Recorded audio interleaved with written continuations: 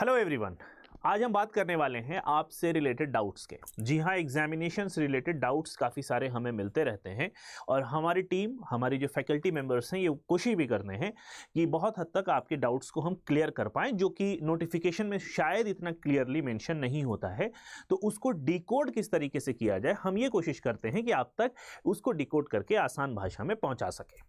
यहाँ पर एक बहुत बड़ा सवाल उठता है जो कि कोविड के टाइम से आई थिंक आ रहा था, और कोविड में कुछ रिलैक्सेशन दिया गया था उन कैंडिडेट्स को जिन लोगों ने पीजी में इनरोल किया, पीजी में एडमिशन लिया और वो फर्स्ट सेमेस्टर में थे। तो उनके लिए भी एनटीए ने ये सुविधा दे दी कि आप एलिजिबल हैं फॉर्म भरने के, लेकिन अगर आप एग्ज़ाम क्वालिफाई करते हो तो 2 साल के अंदर ही आपको अपनी पढ़ाई पूरी करनी पड़ेगी। और ये तकरीबन तभी से चला आ रहा है और 2023 के आसपास शायद कुछ छोटा मोटा और चेंज हुआ था जिसको प्रॉपरली मेंशन नहीं किया गया था। तो हम ज़रा नज़र डालते हैं क्वालिफाइंग एग्जामिनेशन में, क्योंकि बहुत सारे ऐसे बच्चे हैं जिन्होंने फर्स्ट सेमेस्टर में एग्ज़ाम दे दिया, क्वालिफाई भी कर गए। 2 साल में उन्होंने अपनी पीएचडी के लिए जब इनरोलमेंट किया, पीएचडी के लिए जब आवेदन किया पीजी कंप्लीट करने के बाद, तो यूनिवर्सिटीज़ ने डिनाई कर दिया कि आप एलिजिबल नहीं हो। ठीक है, तो इसी पर चूंकि ये सवाल कई बार आपकी तरफ से आता है, तो ये बात को क्लियर कर देना बहुत इंपॉर्टेंट है। और एज एन एस्पिरेंट आपको क्वालिफिकेशन के बारे में बिल्कुल पता होना चाहिए, जिससे कि आप अंदाज़ा लगा पाओ कि मैं एलिजिबल हो पा रहा हूँ, हो पा रही हूँ या नहीं।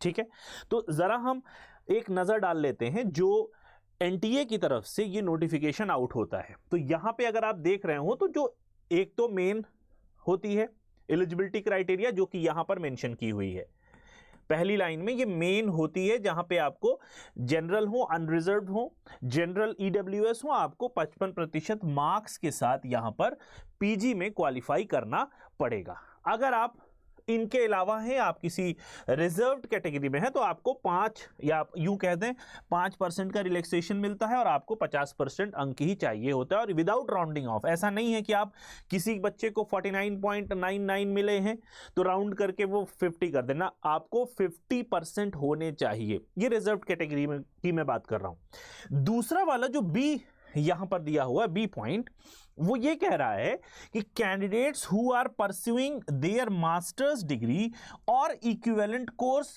और candidate who have appeared for their qualifying masters degree final year, जो लोग फाइनल ईयर में अपीयर हो चुके हैं and whose result is still awaited, और candidate whose qualifying examination have been delayed may also apply for this test. 3 condition बताई गई, या तो आप मास्टर्स के फाइनल ईयर में आ जाएं। ठीक है, अब फाइनल ईयर में 2 बातें आती हैं। मास्टर में एक तो एनुअल कोर्स होता है, अब तो सारे ही मास्टर्स में सेमेस्टर सिस्टम हो गया है। तो फाइनल ईयर में आने का क्या मतलब हो गया कि या तो आप 3rd सेमेस्टर में हो या तो आप 4th सेमेस्टर में हो। यही ट्विस्ट है यहाँ पे जो मैं आपको समझाना चाह रहा हूँ, यही यहाँ पे बात करी गई है, जो कि यहाँ पर मैंने मेंशन भी किया है। इफ यू सी कि क्वालिफाइंग एग्जामिनेशन में जब हम फाइनल ईयर में आते हैं, ठीक है, तो आपको यहां पर 2 सेमेस्टर मिलते हैं, एक तो 3rd सेमेस्टर मिलेगा और एक 4th सेमेस्टर मिलेगा। Is that clear? तो अगर आप फर्स्ट सेमेस्टर या सेकंड में हैं तो आप एलिजिबल नहीं होंगे, ये बात ध्यान रखिएगा। जब आप फाइनल ईयर में, यानी आप 3rd सेमेस्टर में हो या 4th सेमेस्टर में हो, तो ही आप एलिजिबल होंगे। एक केस ये बनता है। दूसरा केस बनता है आपने एग्जाम दे दिया है लेकिन रिजल्ट अवेटेड है आपका, और वो रिजल्ट 1 महीना, 2 महीना, 3 महीने में आ सकता है, तो भी आप एलिजिबल हो जाएंगे। इस बात को ध्यान रखना बहुत जरूरी है कि कई सारे बच्चे ऐसे हैं जो कि फर्स्ट ईयर में थे और उन्होंने एग्जाम क्वालिफाई कर लिया। फर्स्ट ईयर का मतलब हो गया आपका first semester, second semester, exam qualify कर लिया, लेकिन उनके उनका जो सर्टिफिकेट है, चाहे वो नेट का हो चाहे वो जेआरएफ का हो, मान्य नहीं होगा। यूजीसी इसको वैलिड करार नहीं देती है, वैलिड वही होंगे। और ये बहुत इंपॉर्टेंट चीज़ है, क्योंकि क्वालिफाइंग बच्चे जो होते हैं वो सोचते ही हैं, और हर कोई सोचेगा कि टाइम हम अपना बचा लें।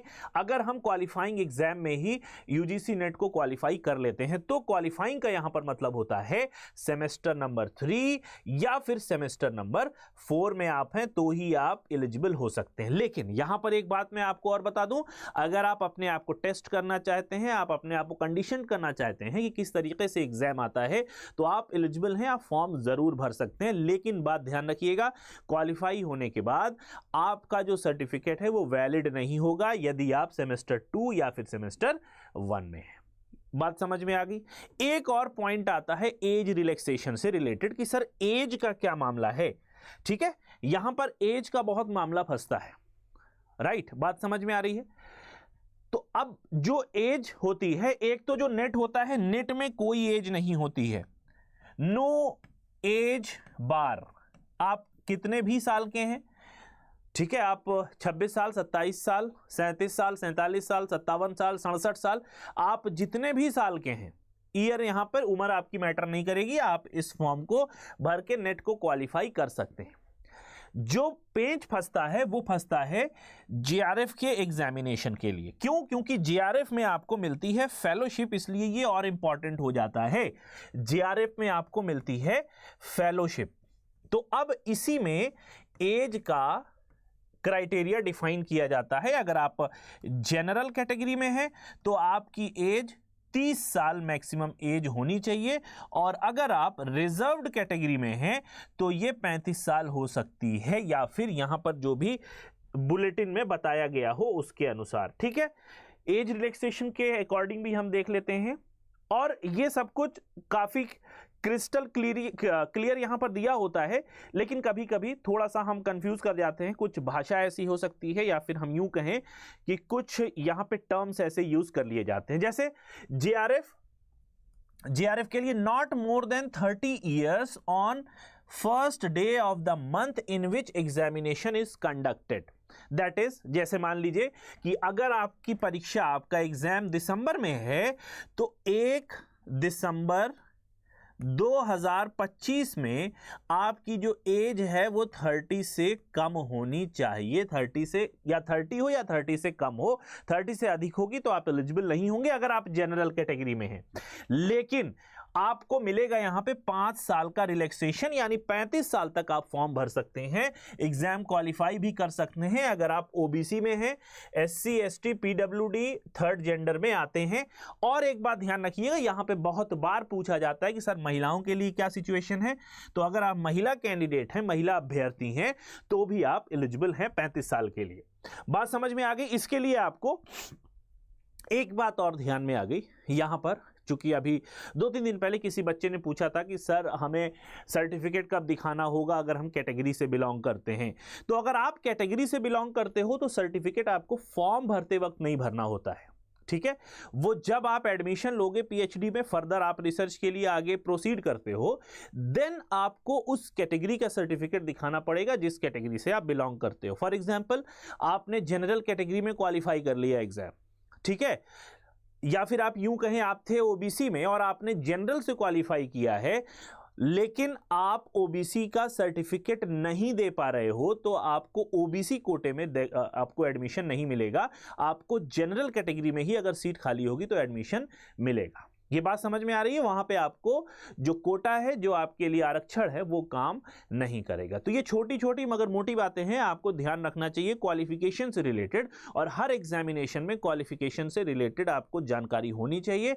ये जो परिवर्तन हो रहा है, क्वालिफिकेशन का बड़ा खेल है जो कि हमारे आंखों के सामने यूं नहीं आता है, और ये बिटवीन द लाइन की बातें होती हैं जो आपको हमारी वीडियो से ही मिल पाती हैं। तो जाते जाते चैनल को जरूर सब्सक्राइब कर लीजिएगा, वीडियो को लाइक करके आगे भी शेयर कर दीजिएगा। मिलेंगे नेक्स्ट वीडियो में। Till then have a nice day, take care of yourself, bye bye.